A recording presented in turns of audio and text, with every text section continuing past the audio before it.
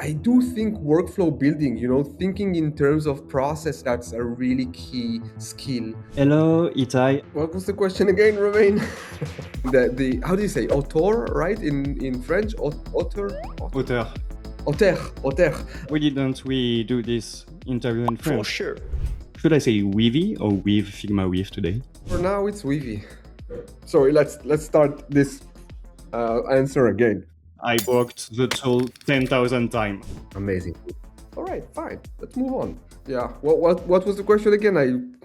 Hello, Itay. I'm really pleased to have you on my channel. I think this is the first time you are speaking to the French community since Figma just built Weavy. So it's such an honor to have an amazing creative person like you. And I would like first you maybe to introduce quickly to the French community. What is your background? What have you done before? And what led you to work with Figma? All right. Thank you, Romain. I mean, first of all, it's a pleasure to be here. I'm truly excited. I don't get to do a lot of interviews. I started out really, I learned cinema studies in high school, and my father is a director. Documentary director, and I mean, walking in my father's footsteps was the natural thing to do. I was editing and playing around with 3D softwares ever since I was young, just for pleasure. I mean, I never really got to draw or do some physical stuff. I was always into the computer side of things. So writing some code and, playing around with polygons on my father's computer. That was my initial instinct, and I studied cinemas. And the natural thing after that was search somewhere that would have me as an apprentice. And I found a great VFX studio in Tel Aviv that took me in. At the first year or two, I was just transferring files from one place to another, moving VTRs from one editing room to another. But during that time, I also started learning the most, more advanced software. So the first one was like Photoshop and the Illustrator, really early on. I'm talking like 25 years ago, I think. And probably showed some talent because my bosses told me, okay, go and learn 3D. And I was sitting with the 3D department while I was moving VTRs, trying some 3D, learning more, like taking a deeper dive in that, but then fell in love with Flame. Flame is, it was bought. Never mind. It's a compositing software, high-end compositing software. You know it? Do you know Flame? Yeah. I So it's like, never use it, but I know it, yeah. oh, so it's most of the big VFX companies use it. It's like, Flame and Nuke, maybe some others, but these are the main ones. They are really like the end of the road for the post-production pipeline, mostly about compositing, 3D, all the elements together. So everything that came out from the graphics and everything that came out from the 3D department and everything that came out from the rushes all are joined together in this stage. And it's a unique stage because it touches all these areas. So you need to be a bit of a designer, a bit of a storyteller, but also it's really oriented toward working with clients. Maybe we'll touch on that later on, but that was the place where I really grew, and I stayed there for like 25 years, moving from compositor to creative director, then managing the connection with the clients and the outside vendors for the post-production agency mostly. And after that, I need something, really, 25 years in this community, I needed something really big to happen for me to move. I was considering moving before, but never something was really dramatical. And when we got early access to, what was it? I think DALI. And I started playing around with AI, and it was such a liberating experience for me. I got really dependent on the teamwork, and suddenly I could deliver stuff by myself really, really fast. That was your feeling with AI? Like being able to do everything by yourself?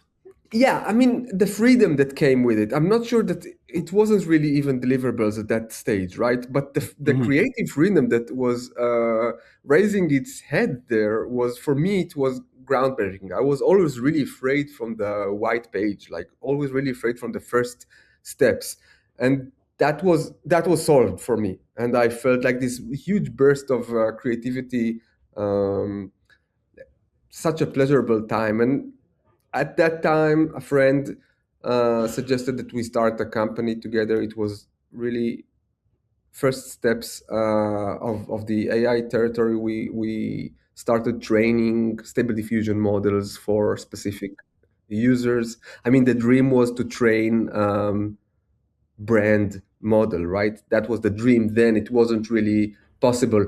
Now it's still struggle. Yeah, so I deep dived into that, but I also had a partner that was, like a DevOps guy, amazing guy.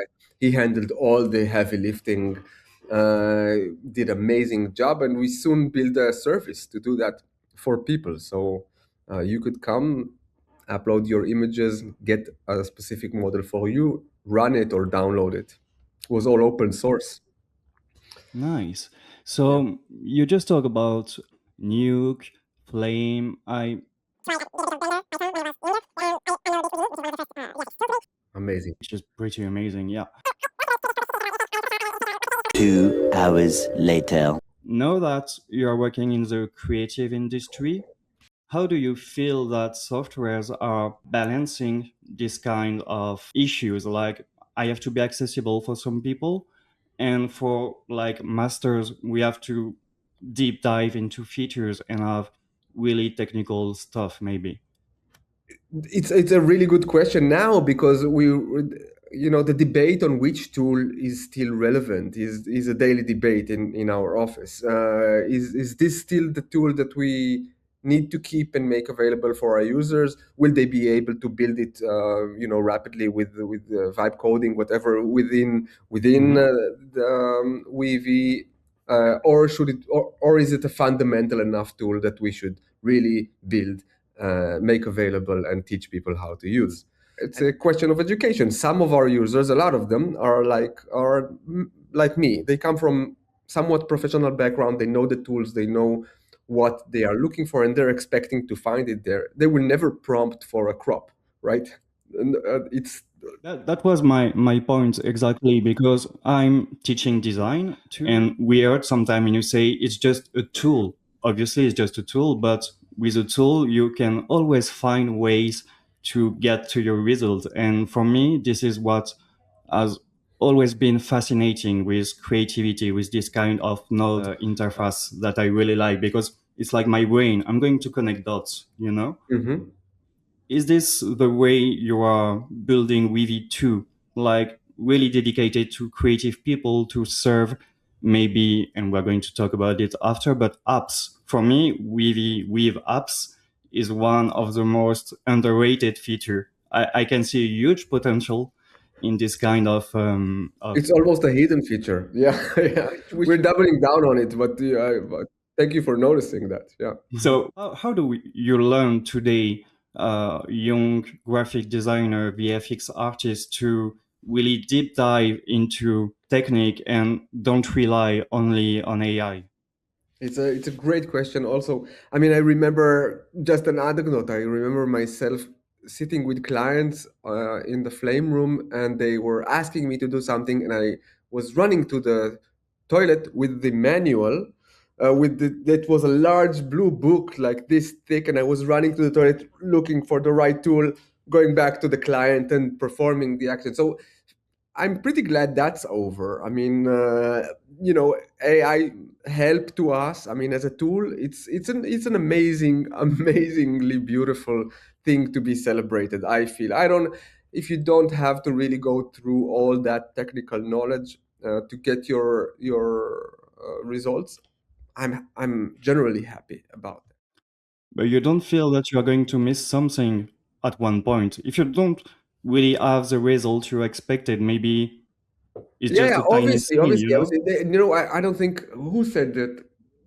Marshall McLuhan, right? I'm the media philosopher. I'm probably uh, not doing justice, but something about the sacrifice you have to do when embracing new technology, right? You get new technology, you get new power, and you obviously lose something of your own ability, right? That's like a trade-off. You have to do it, and we will soon find out. I feel, it's like the car and walking, right? So we invented gyms. We need to perform physical action just to get our bodies worked up and healthy. So gyms appeared in the scenery. There was no gyms before. I don't know, whatever. Technology takes something from us. We don't need to do this walking. We don't need to do the heavy lifting of reading these complex manuals. We're losing something, and we will have to practice it somehow. And there are a few ways to do it. One is like my daughter, who doesn't touch AI at all. Insists on painting every frame on her animation. I admire that. I mean, she will use that.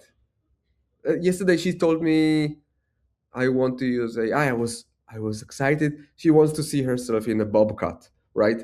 So she will find her own uses for AI, but she's also practicing. And I guess we'll develop the educational institutes and the educational habits for ourselves to keep our skills relevant. And I think we need them, right? It's about viewing the world, having judgment on it. This is our important skills that will not soon go away, I feel. No, practice gives you experience.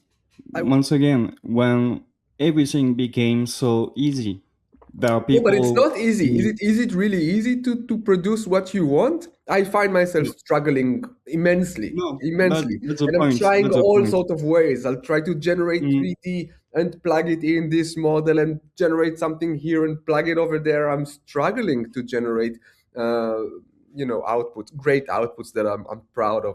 It's almost never prompting and getting results. And when it does, all right, fine, let's move on. I mean, it's good. It's good. I think. That was a question for later, but let's ask it right now. Maybe you have heard of Clair Obscur, Expedition 33, which is a French video game who just won the game awards, 40 people. Yeah, it won like, I don't know, 7 awards, I think. They lost No? it because of using AA, but let's Oh, not yeah, talk yeah. about that. I'm getting updates from my son about that. They lost it because using AA in some scene, right? In the background or whatever. Which for me is a bit stupid because it's going to be like, as you said, was a new era. Whatever. My question is, Clair Obscur, so Sandfall, the studio, is a pretty good example of how few people can achieve such an amazing product. And I know that you love storytelling, you love stories. So if you haven't played the game, I really encourage you I did to do it. First 2 hours. I got it free on my PlayStation subscription. I got free 2 hours. It was, I mean, initially I was struggling. It's not really my cup of tea, but storyline wise, I was blown away. I mean, they are dealing with first 2 hours. There's no spoilers here, but they are dealing with death directly in a really interesting way, and I felt I was really burdened with that. I mean, there's so much there to uncover, I feel, and also the game technique is pretty amazing. I was never into turn-based gaming. You don't like this kind of game? I never tried it really. It always looked, I like the really fast ones, but it worked amazingly beautiful. I really enjoyed it. So it's quite an achievement for a small studio, right? What is your opinion on this topic? Like, are we going to see more and more small studio, maybe solo designer creating maybe short movies, short animation movies by themselves? How do you think the industry is going to shift about this topic? Are we going to need few people to create like the same products? Oh yeah, obviously we see that. We're gonna need fewer people to create. I don't think it's going to disappear altogether. I mean, there's something about working with a team of people that is so inspiring and opening of, challenging and opening new ideas, and really super important, I feel, for large, complicated products. I really feel the need for a team there, but I guess it will be a smaller team. And I'm really not in a position to see too much forward. I mean, I think I have the same perspective as you or most of the people, but obviously, production has become or will become way easier, and I guess it will be some kind of a revival of the auteur. I hope. I mean, the how do you say auteur, right, in French? Auteur. Auteur, yeah. Auteur. Oh yeah. So the auteur has been, died and resurrected so many times. I guess will come back to life now. I really think that something should be the differentiator, and like consistent style, consistent tone.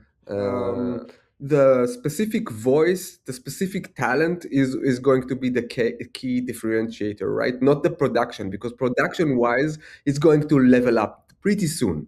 I feel like that's what AI brings to the table, like this democratization, right, of abilities. So in terms of production value, this is going to be eroded pretty soon, right? We see it already now. So what will creators be left with is just the original voice, right? That's going to be the key differentiator, I feel. And I'm really happy towards it, right? I'm expecting to see new voices that that didn't get to the mainstream, that can now be easily produced, right? I'm super excited. So you have a lot of VFX studio who create their own app for the needs of their movie. Like, as I said, in Weavy, we have apps. And when I saw that, I was really amazed, like, wow, why they don't talk more about apps? Because you're showcasing a lot of maybe e-commerce setup. You can put your logo, put it on whatever you want. And let's say I can create this kind of app as a creative, and after give it to the marketing, to whatever team needs it. So when I saw that, I think this is the same as VFX. Maybe we're going to create our own apps with Weavy to serve design needs, Yeah. What is your strategy? How do you think you are going to integrate this kind of concept, or are you going to integrate it into Figma? All right. Before the integration to Figma, let's talk a little bit about the apps, because I think it's first of all, I'm happy that you noticed it, because it's kind of a hidden feature. It's not really out there. Weavy is a really young product, and we've built the app. It worked amazingly. We still have to really develop it. It's lacking so much. That's why we're not really pushing it forward now. But it's already super usable and is being used by lots of companies. And the first initial instinct was obviously, we are more technical people. We can build complex workflows, but we want to serve these workflows to someone who is less technical, so we can package it in a really simplified UI for them to use. That was the initial instinct. One of the first companies we worked with that was testing Weavy just did an amazing project. They took this complex to simplified tool, and they've really mapped all the common practices they have in their studio, like 200 people. So it was like 20, 30, 40 tasks that they are doing regularly, and they build workflows for that and package them as apps and made them available for 200 people. And it was an amazing time saver for them. So that was the first real widespread use we've seen, really, well thought of use of that. Like automate like boring tasks. Simplifying, more of simplifying, because you can get all the constraints you want in the in the workflow. So it can be brand guidelines, it can be specific references, it can be any kind of specific process can be placed super intentionally in the workflow. But then to go behind the scenes for the app use, which is I feel really really beautiful. We have something in the VFX industry. We have something called maybe wrongfully so, but it's called technical artists. Do you know the technical artists? It's a job title. They usually are the ones developing the systems, developing the tools for internal use in the studios, in the large studios. So they're developing pipelines, they're developing internal tools, and that's what I'm saying to clients on onboarding sessions. Usually I tell them you have to identify where your friction is, build a workflow around it, and make it available using app. That's the most powerful thing I think you can do right now. Yeah, and Dylan Field, so Figma CEO, just said 2 or 3 days ago, and I heard you said that too. Workflow building is going to be one of the main skill designer will need to have. As we said before, this is how we think, I guess, creative people, like notes, and you are going to open a door, maybe close it. This is not going to work. Let's try this. Okay, this is not working. I guess it allows us to test all our ideas and just reach the final point quicker. This is exactly what Dylan Field is saying since Figma was first released. Figma is a tool for creative from thinking to building. I know that the fact that you are joining Figma is pretty new. What is it for you to join such a big company as Figma? How do you integrate with your own team because you have co-founders? Yes. What are the different steps for you to integrate into such a big company today? Well, let me break down your question. First, I would love to address the point that Dylan made about the new skill. I really think it's a new literacy for AI building. I mean, for workflow building. I really think that's something key educationally or a key skill that anyone producing visual content or content at large will have to learn. Mainly because there's, as I said before, there's an erosion of the skills needed to produce something, and like there's a new opening for a new skill to learn and to utilize. And I really believe workflow building is that skill, mainly because it's I actually don't agree with you that it's so intuitive for creative people. A lot of the time, creative people don't like to view their process I mean, looking at the workflow might seem really technical to some of the artists, right? So it's not really appealing always looking at your own process. It's like examining your thoughts or something. It's not really an appealing procedure for some of the artists. Some really tend to it, like you and me. We really want to see that. But I do feel that it holds a real promise. I mean, working in steps that remain available. That's something that we've done when we were working with clients on Flame. We were building a shot, for example, or a sequence, and we were using node-based and systems. And then when the client, we have a lot of stakeholders, clients, directors, producers, art directors.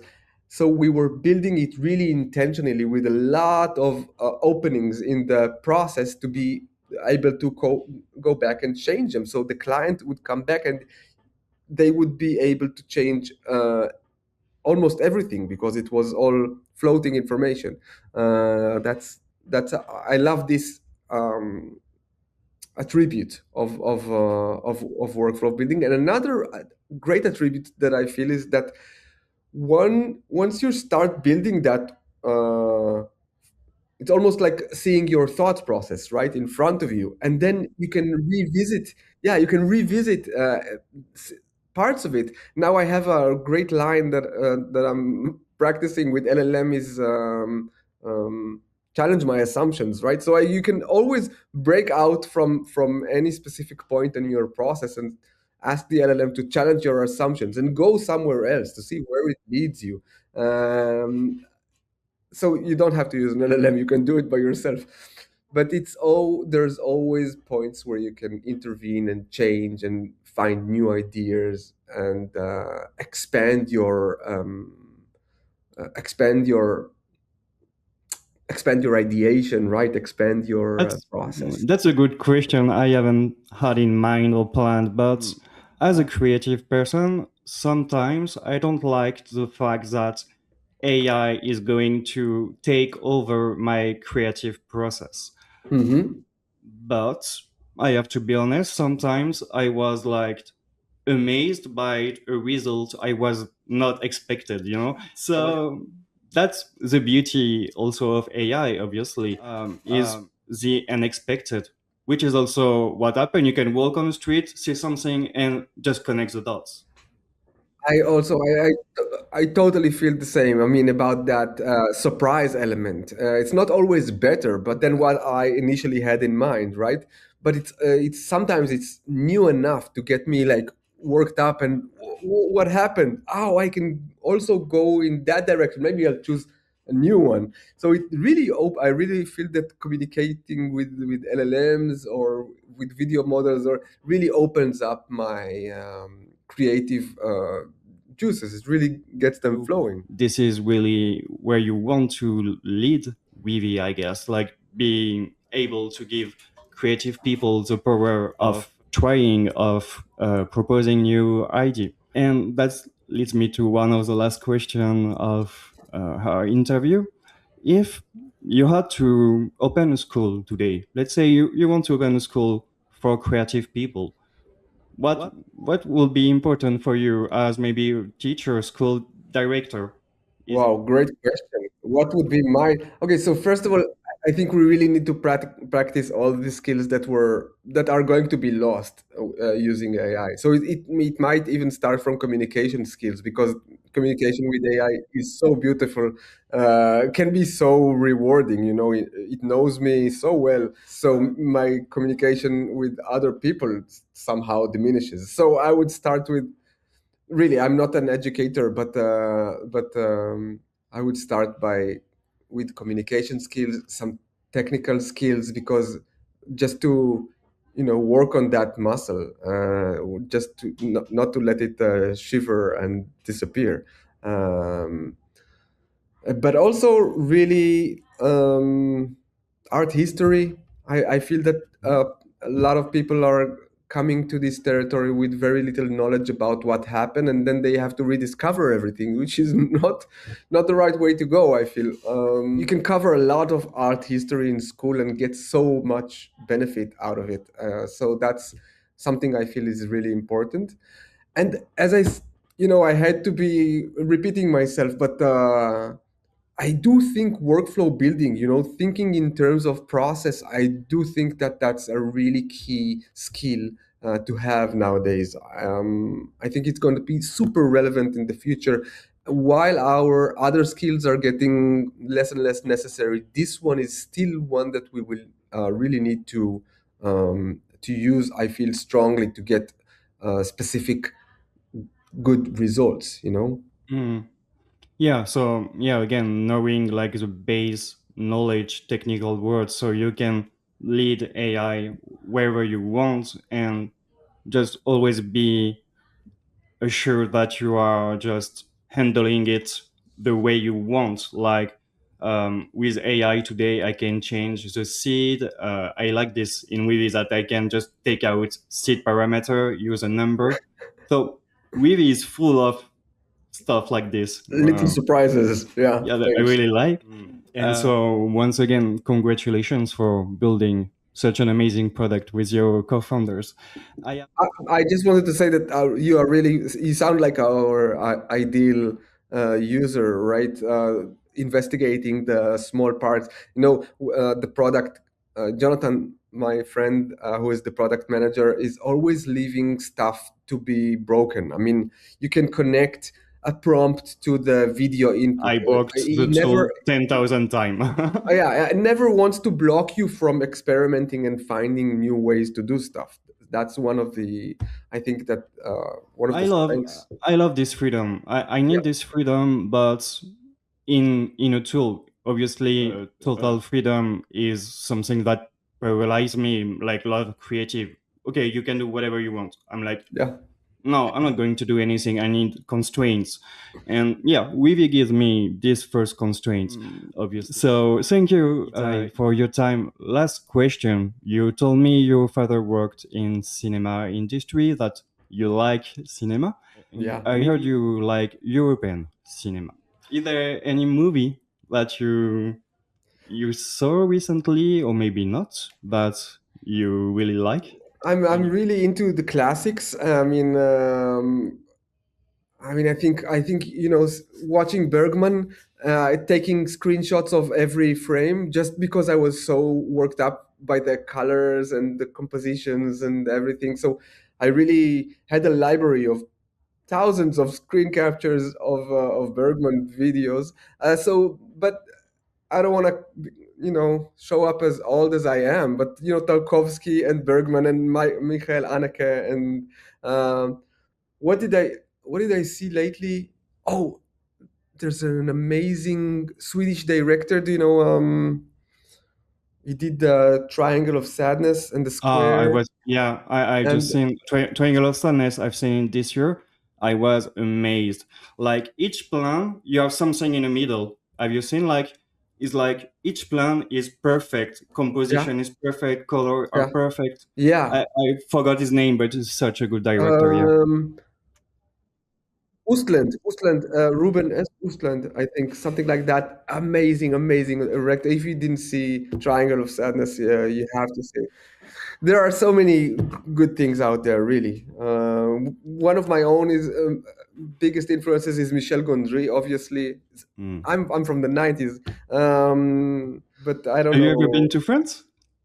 Oh man, I adore Paris. Yeah, it's I'm part of a Francophile. I hate to admit, but so why didn't we do this interview in French? Well, my wife speaks French. I don't know nothing. I remembered I memorized some of Philippe Catherine's sentences. That's a good way to learn French. And are we going to see you in Paris soon? Are you going to Paris? I really hope so, man. If I'll come to Paris, I'll most definitely come to meet you, man. Yeah, I will be so pleased to see you in Paris with Figma. Itay, many thanks again for taking the time to speak with me. It was such a pleasure. It's been a pleasure. I wish you all the luck for the next months. I am saying it's going to be pretty tough and intense, but I'm sure you are going to make it. Congratulations again. Thank you for your time. I wish you all the best, and I hope we see you soon. Thank you, Romain. Let's do it again. It was real fun.